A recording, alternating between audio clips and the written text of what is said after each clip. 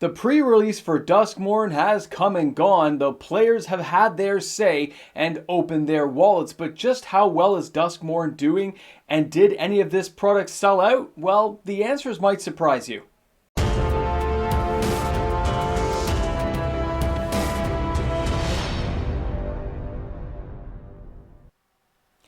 Just because someone tells you a product has sold out does not mean that product actually sold out. Welcome back everyone, MTG Moxman here, and thank you again for hanging out with me for another video today. Now in today's video we are going to cover the allocation pre-order numbers and what sold for Duskmourn pre-release weekend. We're also going to cover how the action went at the pre-releases, how players kind of received the product and enjoyed it, and what we can likely see going forward for the next 60 days. So let's start out first with the allocation period. Because as many players are now aware, stores don't order like they used to. There is no reason for a store to pump up the volume of stock in their business and spend all that money putting it up on their shelves only to have it sit there for years. It just doesn't make sense. You can't move the product. You have money that you can't have access to because it's sitting there. So stores generally have been ordering a lot less product than they used to. There have been exceptions like Bloomburrow, and honestly, even Modern Horizons 3 kind of faced off against the fact that only big stores carried a lot of it. The small stores kept a very limited stock, and most of it has not been restocked. Remember that for the future, guys. A lot of this product just ends up sitting on shelves, so stores don't keep it the way they used to. And in the case of Duskmourn, that's exactly what's going to happen. So we have a lower stock inventory with players who have maybe pre-ordered, which that will be accounted for in the allocation of what they asked for. But after that, there will probably be a period where things are going to look like they're drying up. Now, this does not count toward the collector boxes. The overall sales of collector boxes for this particular product, Duskmourn, are down way lower than you would have expected, okay? I'm seeing them running at about 50% of where we were at for Bloomburrow, which actually means they're about 70% of like Thunder Junction. This is not great, guys. Their numbers are lower, and that's because the price tag of these products is really expensive, and a lot of players don't have faith that the value carries forward when they can just hit the singles market.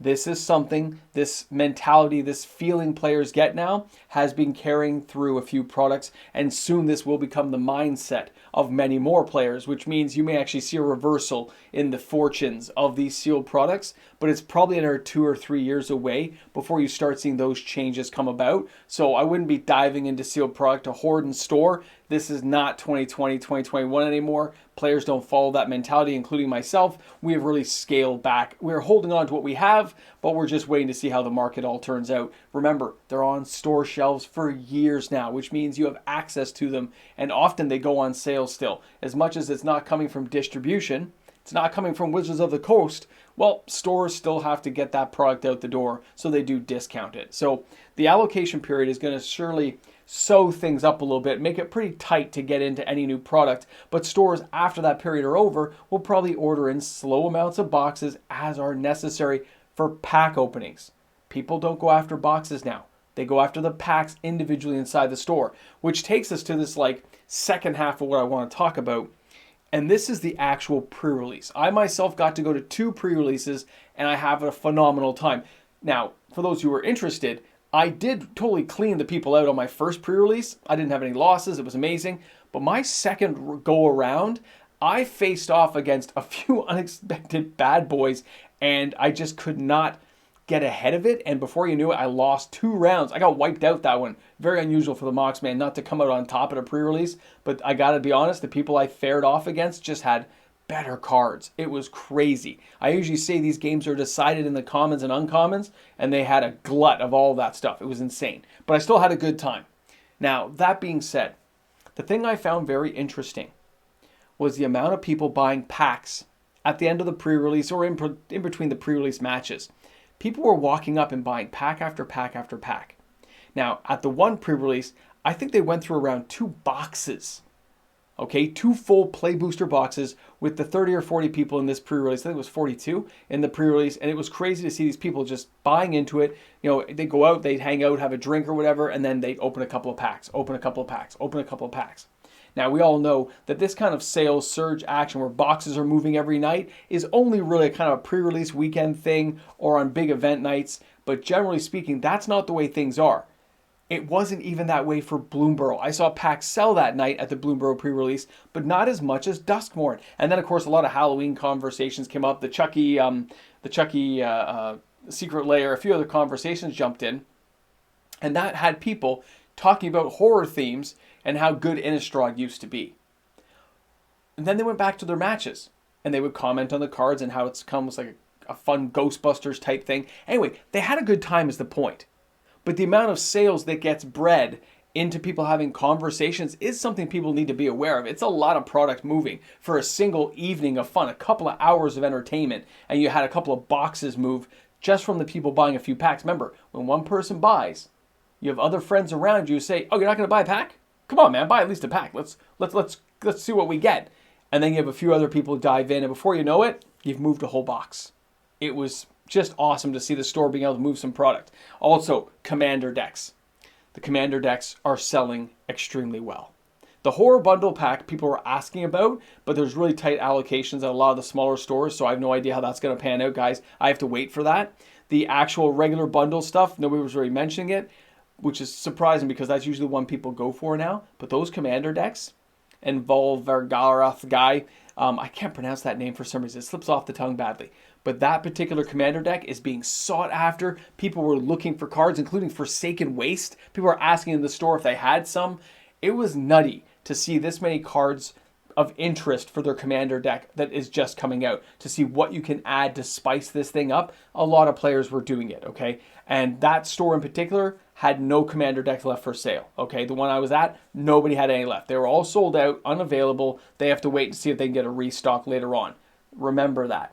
Commander decks, though, will come around again, and they're all readily available over time if you wait long enough for this stuff to show up.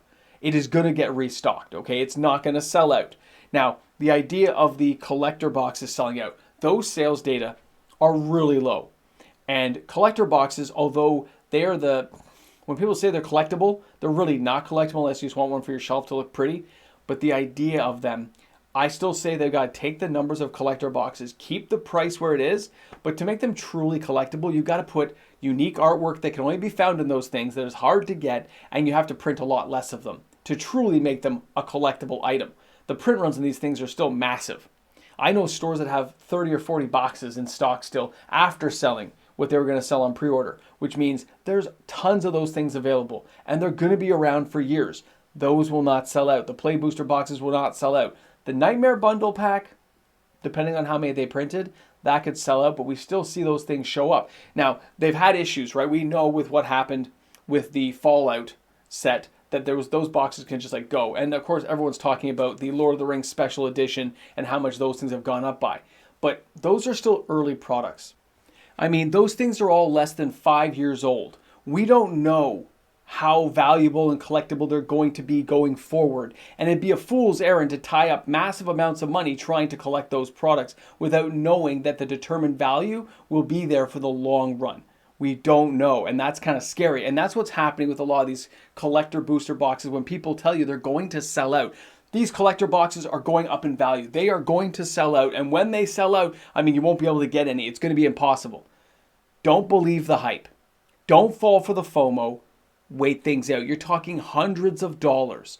Anyone who's going to be buying these products, you better be in for a real teeter-totter ride, because I still don't think the value's there based on how much we see in these print runs. It just doesn't met itself out. It doesn't mean it's not going to be fun to play, though. It doesn't mean it's not fun to crack these things open and have a good night. But the idea you're still going to be spending hundreds of dollars just for a Play Booster box means most players stay away from it. They buy individual packs like I talked about at that pre-release. People were buying a pack or two.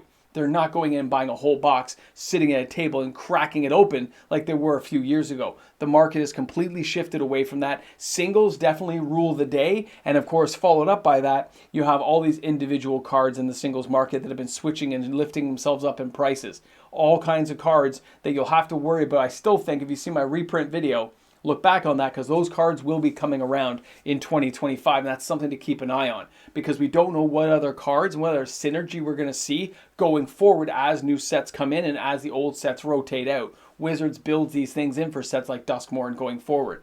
Bloomburrow as well. It can be crazy stuff. I expect to see soldiers. It's an offhanded topic, but it's something on my mind. Either way, I want to thank you guys for hanging out with me today. I want to know how your pre-release went. I want to know if you bought some packs or bought anything crazy when you were there. You got to share that information with everyone. Thanks again, guys. Have a fabulous day today, and I look forward to seeing your comments in the comments section. Have a great one. Here we are again at the end. That's right, we're looking at all the amazing patrons on this channel. The patrons going by in the orange, the patrons going by in the purple and greens and the yellows. They're all patrons, guys. Patrons of the channel. Not to mention our patrons, we also have our YouTube membership members who make this happen each and every day. Because of them, daily uploaded content gets created. So thanks again to each and every one of you. I will see you tomorrow with another video. Okay, guys, welcome back to the end. You've made it past the curtain. You've got your backstage pass. This is the Ramble Jamble. Ramble the Jamble! And we're here to rock this bad boy out. So, pre-releases were fun. Had a blast. Still couldn't believe how many packs were being bought. Blew my mind. That's a lot of money changing hands over and over. And people encouraging other people into this. It's almost like an addiction, right? I open a pack. Why didn't you open a pack? You should open a pack. It was a lot, guys. Especially for the one pre-release. And they were running, I think, 3 that day. So that's a lot of boxes moving. I have a feeling that that was the kind of thing, because some of these people were going to multiple pre-releases. They were pretty excited for this whole Halloween theme. But remember, the money moves on really quick. It's always something to keep in mind. Anyway, thanks for hanging out. Thanks for being here, guys. I will see you tomorrow.